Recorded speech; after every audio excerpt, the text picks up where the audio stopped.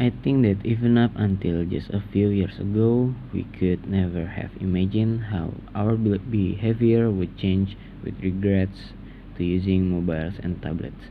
I know that I would find it incredible difficult to live without my mobile. I'm constantly looking at my phone to see if I've got any new message or update, and checking my apps to see what's new. I wouldn't say that I post my life online, not like some people I know, but I do like to keep up with what people are up to. Friends, family, even other people I know but maybe haven't seen for years, like old school friends, and check out photos of what they look like now. In a way, I think it's quite funny that we're always worrying about teenagers and young people becoming obsessed with online communication. But if you ask me, we need to worry just as much about adults at the office where I work. Even when we have a break, nobody talks to each other unless they absolutely have to, which is a sorry state of affairs to say the least. Everyone too busy checking their social networks and sending message to have time to communicate face to face. People spend their lunchtime glued to their screens or barely glance up from their phones. Even during meeting, people can resist subtly check their phone. And what really irritates me is when you trying to talk someone and they are more interested in looking at their phone than talk to someone, and they pay attention to what you say even though you're right in front of them. Pubbing, I think it's called. I was listening to this discussion on the radio other day talking about online communication, and they were talking about FOMO, or what was it, psychology syndrome, which were affected by because of our obsession with online communication.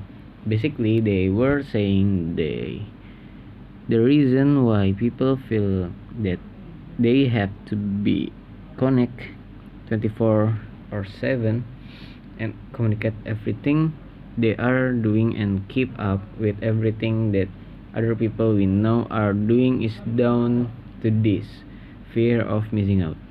We're worried that everyone is having more fun than us or doing something more exciting than us.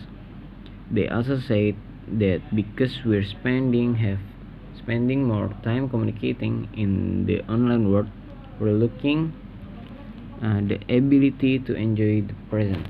My generation is so different to my parents. I mean, they are always telling me that they grow up in the world without mobile and social network, and they manage find hard to imagine how they arrange to meet their friends without a phone. But they say that I had so many arguments with them while I was grow up until they let me have my first smartphone. But they didn't let me have Snapchat or Instagram or anything like that. It's not the end of the world, they say. They just didn't understand that why the way people my age communicate with each other. Nobody actually talks on the phone anymore. They have no idea how much I miss out on at school, being the only one who didn't have Snapchat Also at school we had of talks and stuff on how to stay safe online, and most of us knew that anything you post online was going to be there forever.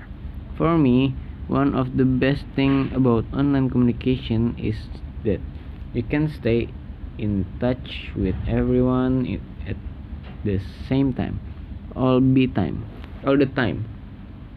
You know exactly what's going on, when and where, so you never miss out on anything. I love the fact that you can update all your friends on what's going on in your life. They can respond immediately with a like or comment, so you will feel like you're together with people, even though you might be completely alone sitting on a bus or at home. I share loads of photo, but I only post up my best edit shots. I hate it when people I know post photos of me not looking my best.